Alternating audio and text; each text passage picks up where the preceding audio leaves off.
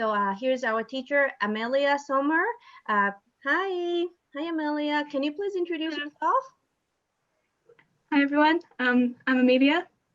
I was born in Scotland, but currently live in Bristol, England.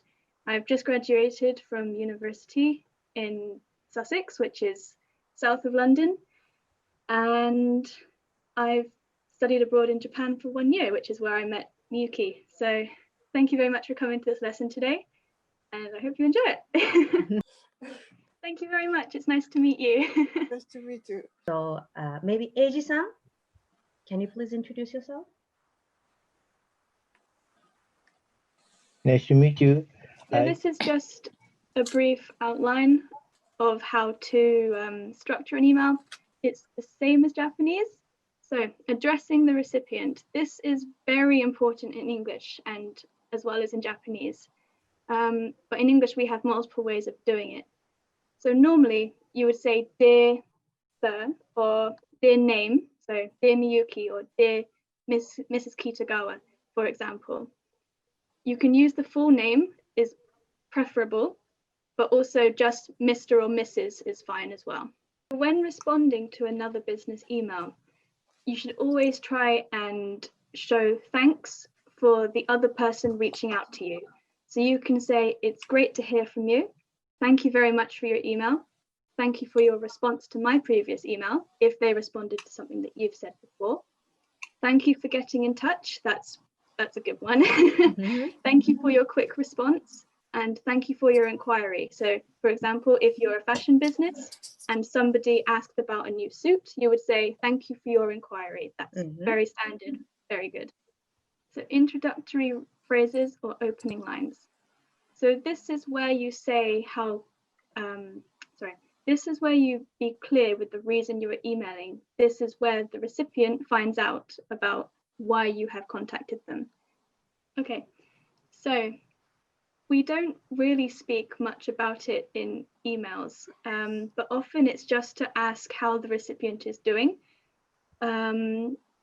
Especially in a business situation when you don't know, it's quite difficult to talk about personal subjects like health in a business email, but it is good to show that you care.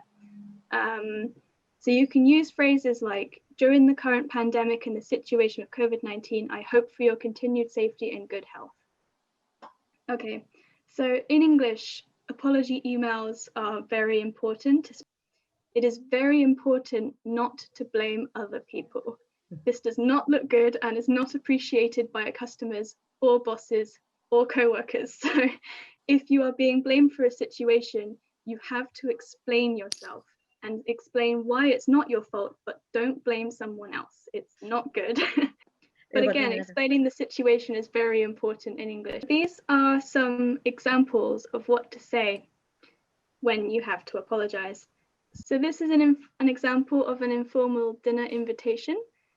So you wouldn't normally use this in a business setting unless you were inviting somebody that you knew.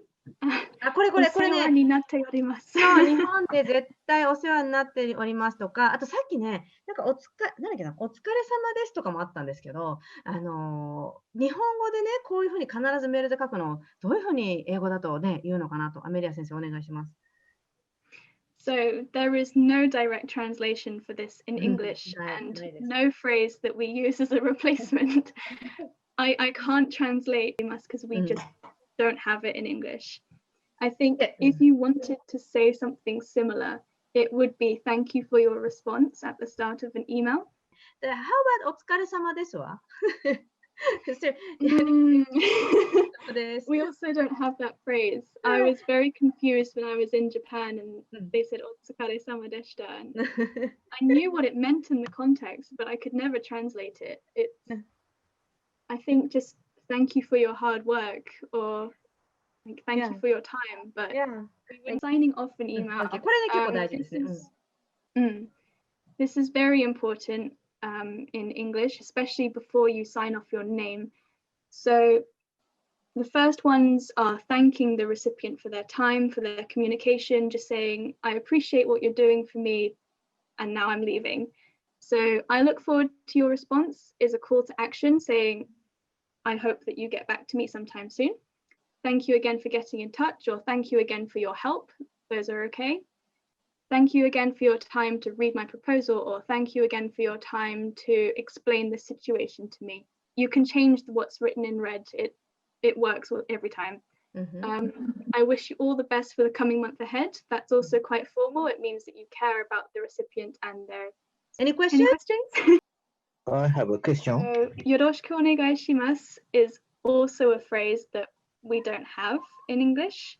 I think, again, if you sign off, you should say things like, thank you again for getting in touch, or thank you for your time to read my proposal. お忙しい中、恐れ入りますみたいな感じで。Thank you for your Yeah, time. that's fine. Yeah, thank you for your time. You can also just say thank you in some situations. Yeah, these ones can work as well. Can you please write it down in the chat room? Yeah. 今、チャットに書いてくださいます。ちょうどあり本当にがとうございます。エイジさんがおっしゃ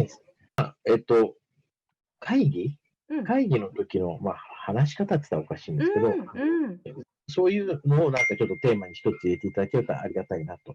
さっき教えていただいた請求書を送ってもらうっていうのはすごく役に立ちそうです。